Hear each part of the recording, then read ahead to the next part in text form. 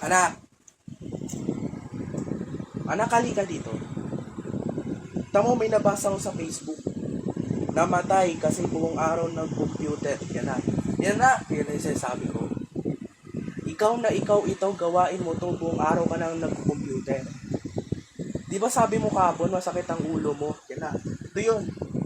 Number 1 signs and symptoms bago siya namatay sa bakit ng ulo. Yan na. Yan na. Ito na yung sinasabi ko sa'yo. Tapos wala ka pa sa tamang oras kumain.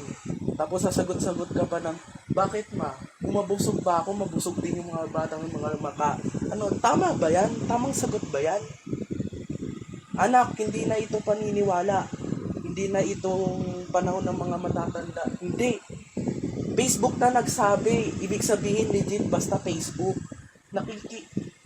Tignan mo, namatay kasi buong tapos panay cellphone ka pa. Panay cellphone ka pa talaga.